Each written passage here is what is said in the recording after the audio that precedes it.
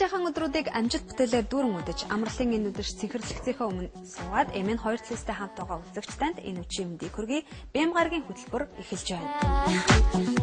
Энэ үчийн хөтөлбөрийн хувьд бид уламжлал ёсоор гадаад улс оронд боловсрал мэлгээ ахиулахыг хүсэж байгаа залуустаа мөн тэдний эцэг эхчүүдэд зориулсан боловсрал болон дэлхийн ертөнцийн хамгийн нэг нэрлэдэг болон хуудсуудаа за мөн entertainment ертөнцийн дэх сонин хажин скандал мэдээллүүд мөн түншлэн техник технологийн сүүлийн үеийн ололт дэвшил амжилтын нууцудаас хүргэдэг мэдээллүүдийг багтаасан байгаа. Ингээд хөтөлбөрөө эхлүүлцгээе.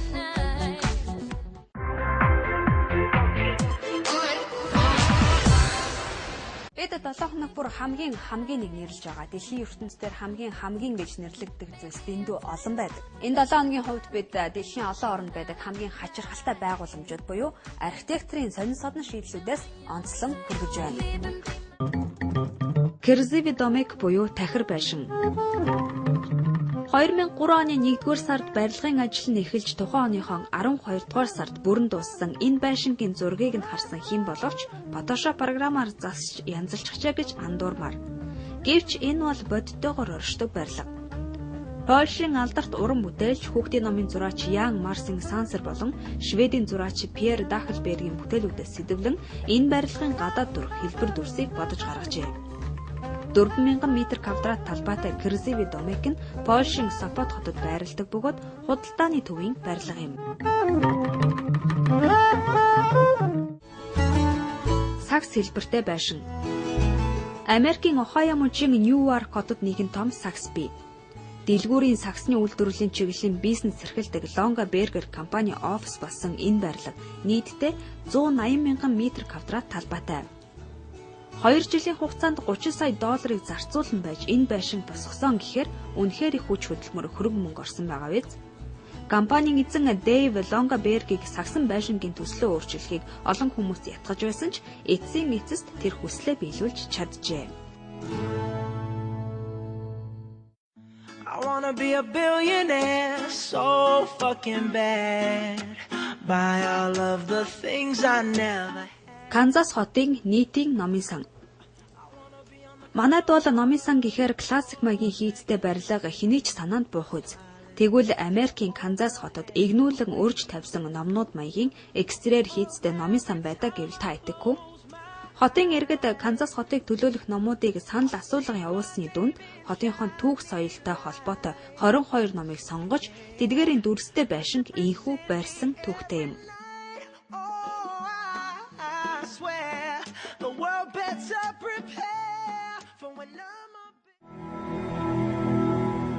Канадын Монтреалд орших Habitat 67. Экспо 67 нэртэй дэлхийн хамгийн том үзэсгэлэнгийн үеэр энэ барилгыг Канадын Монтреал хотноос сүндэрлүүлжээ. Бүх барилгууд нь куб хэлбэртэй бөгөөд дээрээс нь эмх замбраагүй үрж тогтоосон тоглоом шиг харагддаг. Куб өөрөө тогтвортой байдлын бэлэг тэмдэг төдийгүй эрх чөлөө шударгоос ариун үнний илэрхийлэл болдог байна. Нийтдээ 354 ширхэг куб хэсгүүдээс бүрдэх энэ саарл өнгөтэй байгууламж нь 146 ширхэг тусдаа суудсуудтай юм.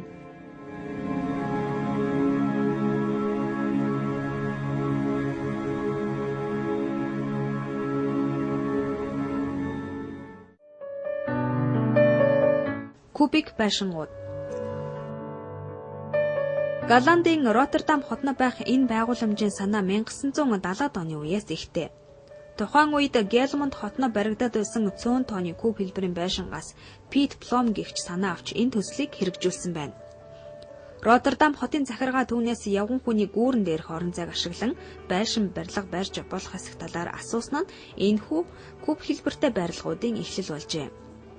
Өнцөгдүүлэн тогтоосон мэт харагдах куб хэлбэртэй байшин бүр нь абстракт дүрслэлээр илэрхийлэгдэх модыг илэрхийлж байгаа бөгөөд нийтдээ ой мод болж байгаа гэсэн концепттэй.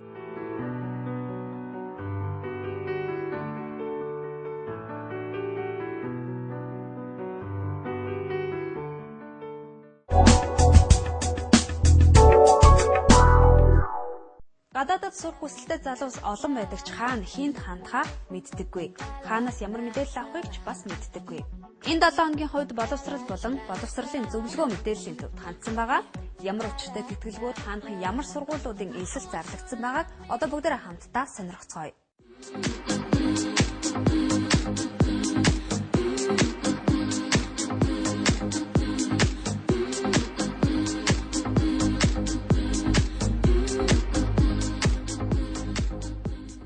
байгууллага боловсролын зөвлөгөө мэдээллийн төв 1996 онд Сорсон сангийн тэтгэлэг төлбөрийг хариуцж байсан. 2003 оноос эхлээд төрөмс байгууллага болсон байгаа. Манай байгууллага Америкийн засгийн газрын дэргэдэх боловсрол соёлын департаментын Монгол дахь албан ёсны төлөөлөгч байгууллага учраас Америкт бакалавр, магистр, доктор зэргээр суралцах хүсэлтэй хүүхдүүдэд албан ёсны зөвлөгөө мэдээлэл өгдөг. Үүнээс гадна манай байгууллага дээр тэтгэлэг төлбөрүүд зарлагддаг байгаа. Бакалавр зэргээр Болгарт Америкийн их сургууль гэж зарлагдсан. Болгарт Америкийн их сургууль нь 1991 онд үүсгэн байгуулагдсан. Болгарын Волгоград гэдэг хотод нь бол байрладаг. Тэгээд тухайн болгар маань өөр болохоор одоо Балканы орнуудтай бол хилэлдэг. Энэ сургууль Америкт маглыг дэмжлэгдсэн. Болгарт маглыг дэмжлэгдсэн. Энэ сургуулийг төгссөн хүүхдийн диплом бол Америк болон Европын албаны улс орнуудад хүчин төгөлдрөө гэсэн хэд хэдэн давуу тал байгаа. Нэгдүгээр болохоор энэ Америк сургууль учраас хичээл нь англи хэл дээр явагддаг. Америк боловсролыг Европт эзэмших нэгдүгээр боломж. Хоёрд нь болохоор багш нарын хувьд бол нийт багш нарын 3/1 нь Америк, 3/1 нь Болгар, 3/1 нь одоо Европ багш нар байгаа. Багш нарын хувьд бол Харвард, Йейл, Принстон гэх мэтчлэн нэр хүндтэй том сургуулиудыг төгссөн сайн багш нар байдаг. Тэгээд энэ сургуульд бол анги бүрдэлтийн хувьд бол цөөхөн хүүхэдтэй учраас багш нар нь оюутнуудтайгаа тулж ажиллах, тэднэртэй хамт судалгаа хийх, оюутныг хөгжүүлэхэд одоо цаг гаргах төр боломжууд нь бол нэлээд өндөр байдаг.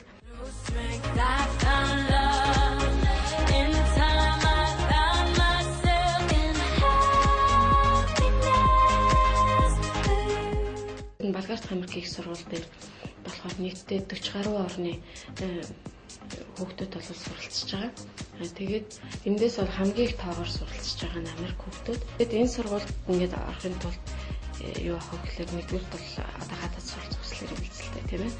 Тэгээд тийм хүүхдүүд материал өгч болно. За ямар материал бүрдүүлэх вэ гэхлээр 11-р ангид сурж байгаа хүүхдүүдийн хувьд бол сүүлийн 3 жилийнхэн дүн хэрэгтэй. Сүүлийн 3 жилийн дүн 3 багшийн тодорхойлох захидал. Тэгээд одоо багшаа сонирхолтой юм бол уралдаан тэмцээнд орж ирсэн шагнал урамшуулалтын хуулбар байж болно. Тэгээд 1-р курсын оюутнууд нь болохоор бүрэн дүн боловсролын гэрчлэгийг өгнө. За энэ материал өгөх хамгийн эцсийн хугацаа нь манай боловсролын зөвлөгөө мэдээллийн төв дээр 12 сарын 16-ны 5 цаг хүртэл хүлээж авна. За тэгээд дараа нь материал өгснөхийн дараа нь өшөө яг давхар юу тэгээ гэхэлэр энэ сургуулийн вебсайт руу ороод одоо энэ вебсайт нь байна. Энэ вебсайт руу ороод сургуулийн онлайн аппликейшнийг бүглэнэ. Онлайн аппликейшнийг бүгэснийхэн дараа нь эссе энэ сургуульд бол бичиж онлайнаар атаачлж явуулна. Ингээд болоо. За тэгээд дараа нь материал өгсөн, өргөдлийн маягт бүгэлсэн, эссе бичсэн бүх хүүхдүүд TOEFL-ийн шалгалтанд урилгаар орно. Бүгдээрээ урилгаар орно. За тэр шалгалтын авах нь болохоор 2012 оны 1 сарын 21-нд байгаа. За тэгээд TOEFL-ийн шалгалт өгснөхийн дараа хүүхдүүд дараагийн шатанд бол SAT гэдэг шалгалт өгнө. SAT гэдэг шалгалт нь болохоор Америкт ерөнхийдөө Америк болон Америк стандартын сургуульд орж байгаа хүүхдүүдэд заавал өгдөг албан ёсны шалгалт байхгүй. За тэрийг өгөөд за тэгээд сургуулийнхын хариу нь бол 3 сард бол гараад хүүхдүүдэд бол хариу ирдэг.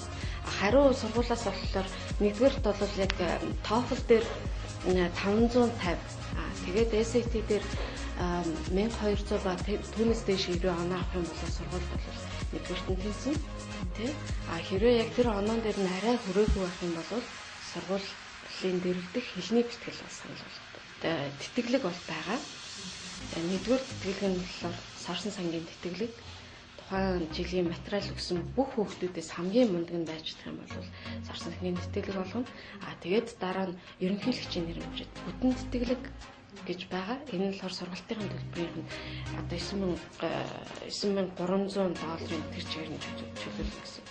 Дараа нь ерөнхийлөгчийн нэрмжид хагас тэтгэлэгээ төлбөрийн 50% чөлөөлөх. Ийм баг нэгдүгээр курс оюутнууд. Хэлний бэлтгэл дээр нь хэрэг нэг хэлний бэлтгэлийн 1-р төвшин 2 болон 3-р төвшөнд тэнцэх юм бол бас тэтгэлэгтэй. AUBG classes are held in a very different way. We constantly discuss and debate with our professors. Our professors are always willing to hear what we have to say and be challenged with our questions, and that's something that I really like, and that's the reason I came to AUBG. Төлбөрийн хувьд Болгар Америкийн их сургууль нь оюутны байр нь $1170. Хэрвээ хүүхэд зөвхөн сургуультай болон оюутны байртаа хоол идэж явна гэх юм бол $1000 болно. Тэгээд яг Болгартай оюутнууд бол ажил хийх боломжгүй. Гэхдээ сургууль өөр нэг боломж олгодог. Энэ нь болохоор оюутнууд зуныхаа амралтаараа Америкт аялах, ажиллах хөтөлбөр бол байдаг. Энэ хөтөлбөрт болохоор нэгдүгээр курс төгссөн оюутнууд ерөнхийдөө хүүхдүүд бол нэгдэн тэгж явдаг. Энэ дээр нь сургуулийн оюутны холбоо болон бусад клубүүд бол хүүхдүүд бие биедээ бол тусалдаг.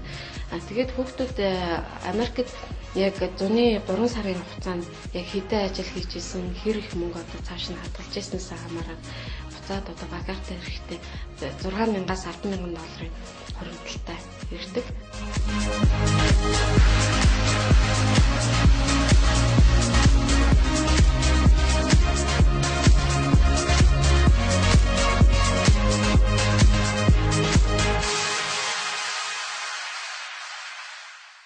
Оюутны хотгоны орчны хувьд бол оюутны хотгон одоо сургууль оюутны байр нь нэлээд ойрхон. Тэгээд яг тэр оюутны хотгонд ерөнхийдөө яг тэр Болгарын зах байр, тэгээд театр, кино, музей, бусад тэр нэг үйлчлэгээний төвүүд, тамир ресторан бүгд бол нэлээд ойрхон байдаг. Тэгээд яг тэр Волгоград гэдэг хотод бол ерөнхийдөө Болгарын хийх ихтэй сургуулиуд бол байрласан. Ерөнхийдөө оюутны нэлээд тийм том хотгон гэж ойлгож байна. Тэгээд тэр хотод нь бол 700,000 хүмүүстэй. Болгарт хүмүүс болохоор ерөнхийдөө 3 хэлээр ярьдаг. Болгар, орс, англи хэлээр ярьдаг. Boy, I need to say what's in my heart. I was scared, but I do my part. I came back to tell you face to face. So what we have won't go to waste. I gotta hurry, hurry, hurry now. Quick, quick, quick. Just step on the gas, 'cause I don't wanna miss this. Оюутны үйлчлэгээний хувьд бол за нэгдүгээрт нь сургууль дээр боловсролын төв гэдэг байгаа. Одоо зөвлөгөө өгөх төв гэдэг. Тэр зөвлөгөө өгөх төв болохоор оюутнуудад яг яаж тусалдаг вэ гэхээр нэгдүгээрт бол яг ямар хичээлээ сонгох уу, тэгээ сургуулийн нэг дөнгүүд нь ямар системээр явдаг гэдэг юм уу, эсвэл яг ямар хичээл одоо яг сонгож үзэх үү, тэгэл мэргэжлээ яаж сонгох гэж гэдэг юм уу, иймэрхүү асуудлууд дээр нь тусалдаг. Тэгээд бас career center гэж байгаа.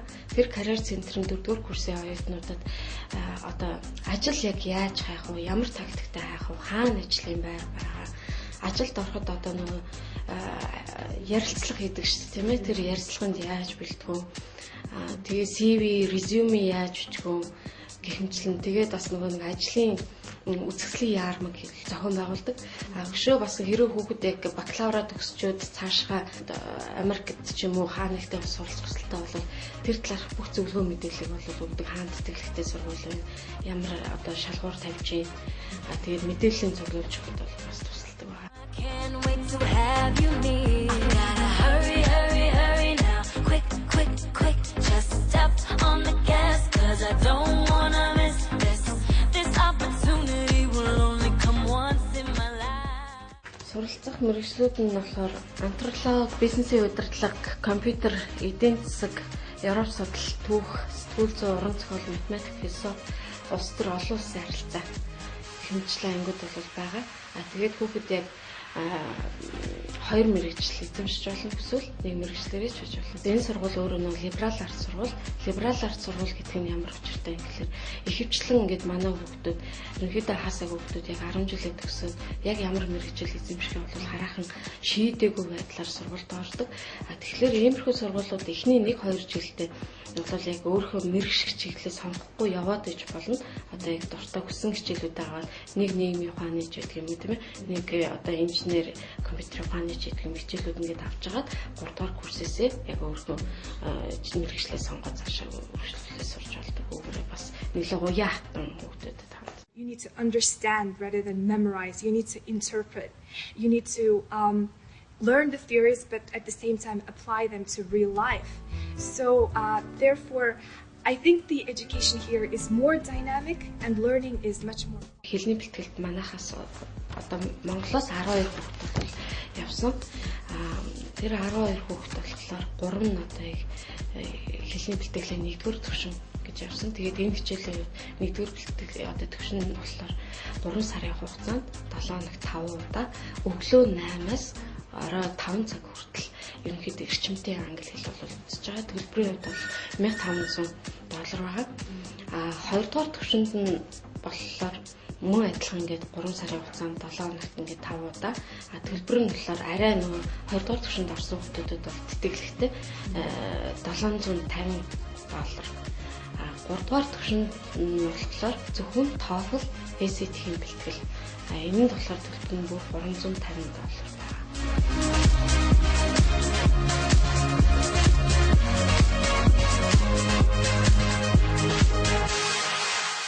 Балгарт Америкийн их сургуулийг төгсөөд ирсэн одоо төгсөгчд бол цаашаа үргэлжлүүлээд Америкийн John Hopkins их сургууль, MIT, Vanderbilt, Harvard, Cambridge гэх мэтчлэн ерөнхийдөө Америк болон Европын нэлээд том сургуулиудад амжилтаар элсэн ордог.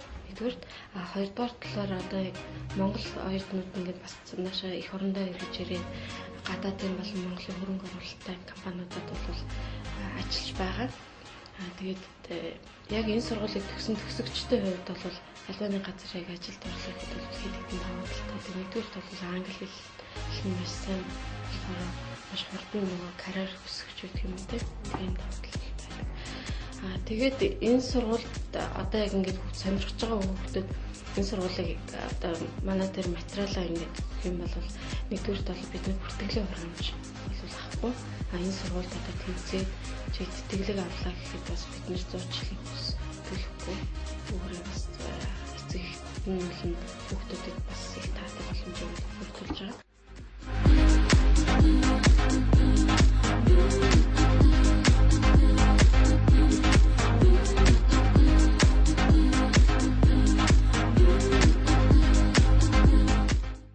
Энэ хөтөлбөрийг сонирхож байгаа хүүхдүүд 12 сарын 16-наас өмнө манай байгууллага дээр ирээд материал өгөөрэй. Тэгээд бид нарт 7 хоног бүрийн баасан гариг бүрийн 4 цагаас Балгарт Америкийн их сургуулийн талаар зөвлөгөө мэдээлэл өгч байгаа. Онлайн дээр үргэлжлэн мэхтэйг нь яаж бүтлэхийн, эсээг нь яаж бичих гэсэн асуудлууд төр нь хүүхдүүдэд туслахад бэлэн байгаа. Манай дээр ирээрэй.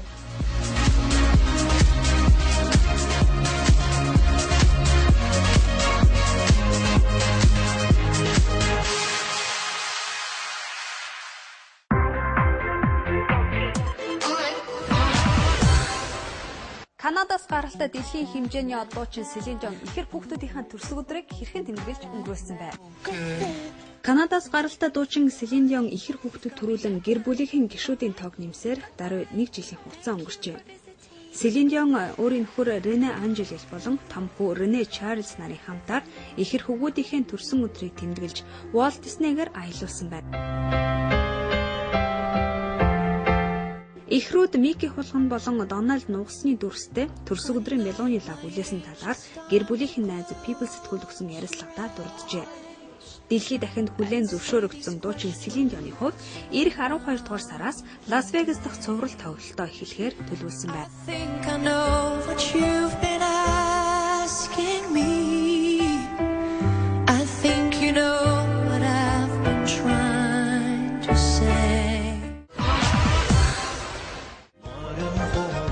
Дуучин Болдын Монгол pop тоглолт энэ сарын 24, 25, 26-нд UB Palace-ын концертын их танхимд болох гэж байгаа.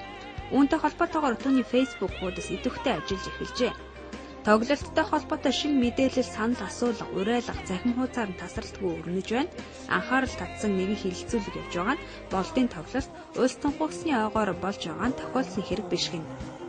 Монгол үндэсний уламжлал язгуур урлагийг орчин үеийн хөгжмийн урсгалтай хослуулан төрүүлж байгаа Монгол pop урсгалын утга санаатай авцалдуулах, улс тунхагласны баярын өдрийг утга учиртай тэмдэглэх санаачлагаар төрийн талбайгаа мандуулъя гэж фэнүүд нь уриалж байна.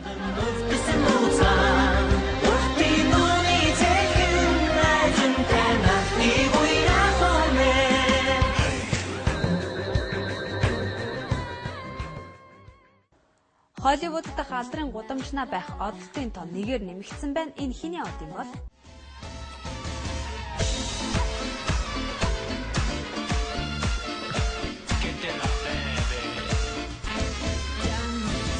Дэлхийн хөгжмийн ертөнцид бэлхүүсний бүжгийн хатан хаан хэмээн өргөмжлөгдсөн Колумбийн шаргал ус дуучин мөсгөө Шакира Холливуудын алдрын гудамжинд өөрийн одтой боллоо.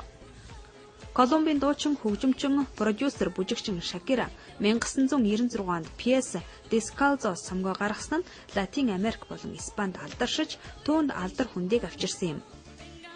2001 онд англи хэл дээр анх гаргасан Laundry Service цомгийнхоо Whenever дууны клипийг хийлгэж, цомгийг нь амжилттай борлуулж, дэлхийд даяар 20 сая гаруй хувийг худалдаалсан байна. Шакира Грэммийн шагнал 2, 8 удаагийн Латин Грэммийн шагналыг хүртэж, алтан бөмбөрцөг наадам нэр дэвшиж байсан. BMI компанийн тооцоосноор дэлхийд даяар түүний 60 сая гаруй цомог борлогдсон бөгөөд тэрээр Колумбийн түүхэн дэх хамгийн амжилттай дуучин юм байна. Өнгөрөх 7 хоногт болж өнгөрсөн Европын MTV Music Awards наадмаас ямар уран бүтээлч хамгийн олон шагналыг нь туулсан байна.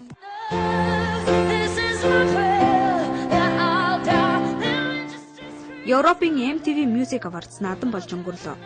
Тус наадмаас дуучин Lady Gaga 6 шагнал нэр дэвшиж 4 шагналын эзэн болж энэ үчиг эзэгнсэн гэхэд болно. Шилдэг эмэгтэй дуучин, шилдэг дуу, шилдэг клип, шүтэн бишрэгчдийн гэсэн төрлүүдэд шалгарч хамгийн олон шагналыг тэр хүртсэн байна. Харин өсвөр насны дуучин Justin Bieber шилдэг эрэгтэй дуучин номинац болон шилдэг pop дууны төрөлд шагналын эзнээр тодорчээ. Энэ оны гинтийн бэлгийн нэг бол өмнө Солонгосын Big Bang хамтлаг Best Worldwide Act шагналын эзэд болцгоосон явдал тэдний хувьд Европын MTV-гээс шагнал хүртсэн олон шүтэн бишрэгчдийг нь баярлуулсан байна. Дуучин Katy Perry Live Act эзнээр тодорсон бол Linkin Park хамтлаг шилдэг рок хамтлаг, Eminem шилдэг хип-хоп дуучин зэрэг шагналын эзэд болсон байна. Түүнчлэн Английн дуучин Amy Winehouse-ын гигэн дурсгалыг хүндэтгэн түүний тухай баримтат киног дэлгэцнээ гаргажээ.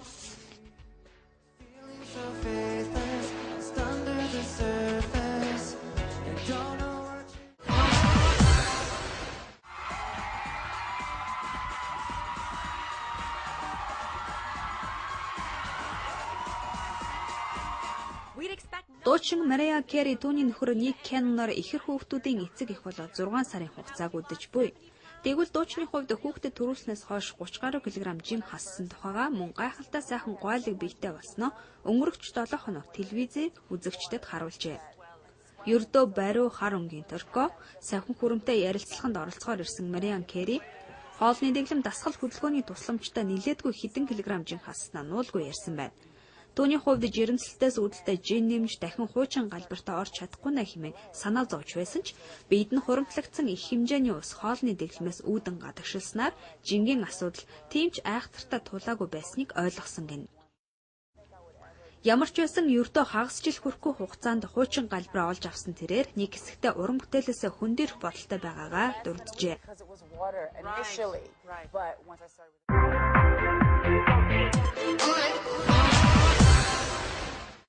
Компьютер технологийн хөгжил хорон мөч бүрээр агсаар бидний өдөр тутмын хэрэглээ болоод байгаа компьютер ширээний компьютераас зөөврийн компьютер буюу ноутбук, лаптоп гэж хувиран өөрчлөгдөж хөгжиж ирсэн бол за хамгийн сүүл таблет буюу авч явахад маш хасаархан хөнгөн ердөө дэлгэцэн юм компьютер хүртэл гарсан байгаа. Хэдийгээр компьютер технологийн хөгжил биднийг асар олон жилийн хойно орхисон гэж хэлж болох ч гэлээ. Бид аль болох хамгийн сүүлийн үед гарч байгаа за худалдаалагдж байгаа компьютер технологиудыг хэрэгжилж байгаа. Тэдгээр нэг бол таблет. Ингээд Монголд худалдаалагдж байгаа таблетуудаас одоо танилцуулъя.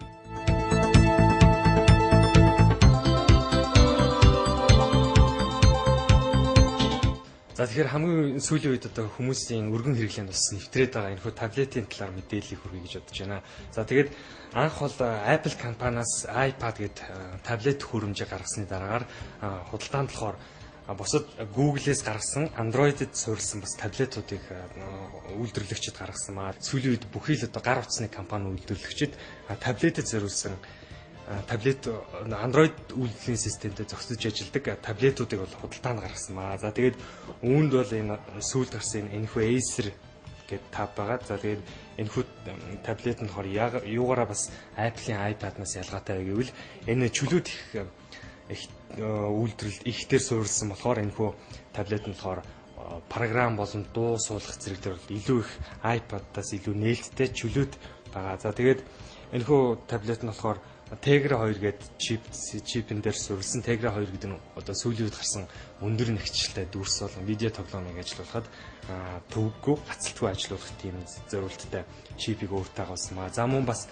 энэхүү Samsung-ийн Galaxy Tab гэдэг бас энэ сүүлийн үед нилээд бас энэхүү Apple-ийн iPad-д өрсөлдөхүйц хэмжээнд бүтээгдсэн гэдэг бас энэхүү Samsung-ийн Tab байгаа. Энэ бол Android үйлдвэрлэлийн систем 3.1 дээр ажилладаг байгаа. За тэгээ 3.1 нь болохоор яг одоо энэхүү таблетэд зориулсан бүхий л таблетэд хүнд хэрэглэхэд ямар илүү ойр дотно байх уу гэдэг бүх зүйлийг гаргасан үйлдвэрлэлийн систем аа. За тэгээд Android 3.1 гэдэг энэхүү үйлдвэрлэлийн систем дээр 250 мянган үнэгүй аппликейшнаас хэрэглэгчид өөрсдөө татан суулгаж тоглож тоглох боломжтой. За тэгээд энэхүү таблетуудыг бас хэрэглэгч өөрөө интернетээс шууд тухайн аппликейшн, тоглоом дуу зэрэг татаад энэ дээр ашиглах боломжтой. Өөрөөр хэлбэл компьютерт бол шууд флаш маягаар ерөөсөө бүхий л юм чөлөөтэй байдаг бол харин энэхүү Apple-ийн iPad дээр бол заавал iTunes-ээр дамжуулж төлбөртэйгээр худалдаа аппликейшн болон кино, дуу зэрэг суулгах боломжтой байдаг. Хэдийгээр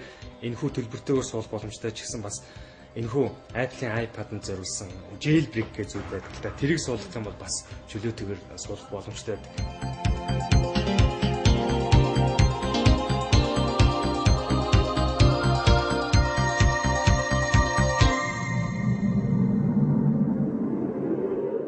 Яг зөвхөн Apple өөртөө зориулсан энэхүү iOS үйлдвэрлэлийн систем энэхүү Tab-даа зориулж олон жилсэн гэдэг зөвхөн Tab-даа зориулж үйлдвэрлэж байгаа болохоор яг ажиллагааны үед бол бүрэн төгс зөгцсөн байдаг. Ямар нэгэн алдаа дутагдал гацах зэрэг асуудлыг бол илүү их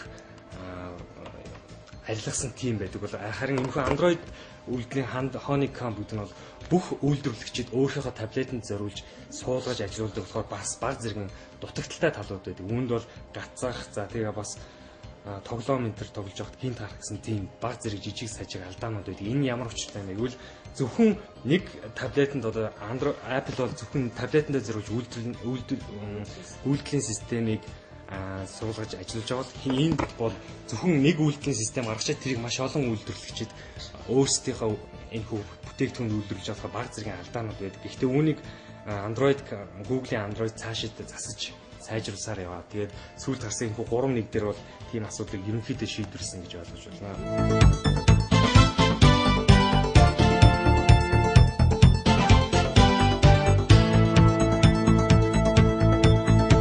Энэхүү Apple-ийн iPad-д болохоор цаанаас нь зөвхөн суусан зүйлгүүл App Store гэдэг аппликейшнийг одоо интернетээр өөрийнхөө аккаунтаар нээж худалдаж авах тийм аппликейшн суусан байгаа. Мөн Google Maps гэдэг энэхүү аппликейшн суусан байгаа. Google Maps нь болохоор тухайн хэрэглэгч хаач явсан өөрийнхөө газар хаа очихыг хүссэн газраа шууд энэ дээрээ тэмдэглээ явах боломжтой байдаг. За мөн энд contacts буюу харилцагчийн зэс, календар, тэгээд тэмдэглэлийн дэвтэр, видео үзэх, видео сангаасаа үзэх тийм аппликейшн суусан. Мөн YouTube, за мөн FaceTime camera, FaceTime гэдэг энэхүү камерын системүүд холбогдсон 2 аппликейшн, за мөн Game Center гэдэг энэхүү тоглоомд зориулсан бас энэхүү аппликейшн байна. Энэхүү аппликейшнд үнэгүй тоглоом, төлбөртэй тоглоомуудыг шууд харилцах зэснээс сонгож тоглох боломжтойгоор энэхүү аппликейшн. За мөн Safari хөтч буюу интернет хөтч суусан байгаа. Mail, фотос, iPod гэсэн юм үндсэн цөөн хэдэн элементүүдийг суусан байгаа. За харин энэхүү Android үйлдвэрлэлийн системд Acer-ийн одоо энэхүү Tab-д болохоор Documents, одоо Office хэрэглээний програмууд, антивирус, за тэгээд бас Go Market энэхүү маркетаас бас өөрийн хүссэн аппликейшн дуу тоглоом үнгүүгээр татчих боломжтой. Харин Apple дээр бол цөөн хэдэн үнгүү тоглоомууд дээр App Store-оос татчих боломжтой. Тэгвэл энэхүү Android үйлдвэрлэлийн системд 250 мянган ширхэг үнгүү аппликейшнийг хүснээр татчих боломжтой байгаа.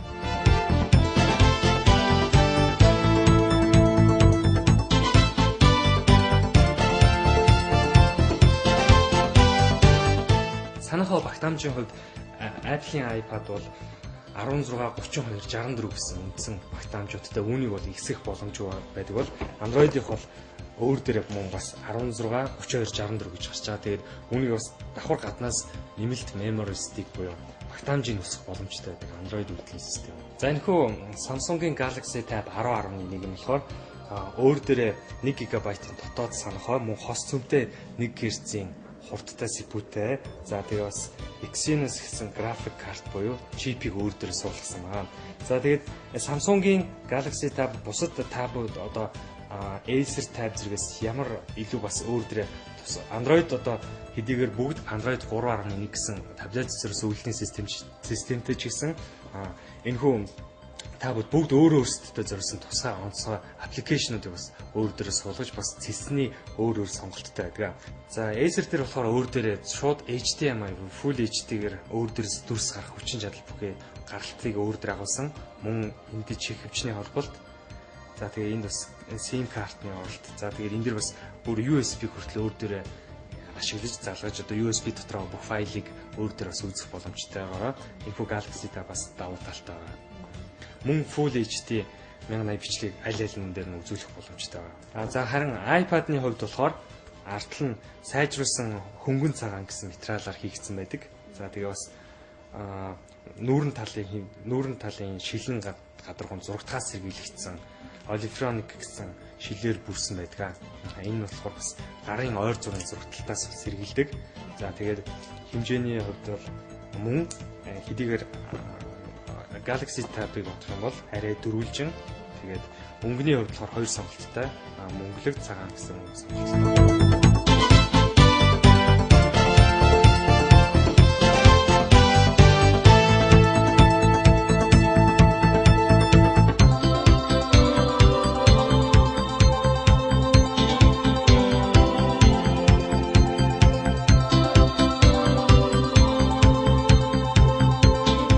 Энэхүү орчин үеийн сонголт бүхий таблетууд бол манай мөнгөн бороодлын үрт үргэлж шинжлэгдэж ирдэг байгаа. За тэгээд залуус бид өдөр тутмын амьдралд хэрэгтэй энэхүү таблетуудыг та манай мөнгөн бороодлын үр дээрээс сонгох боломжтой.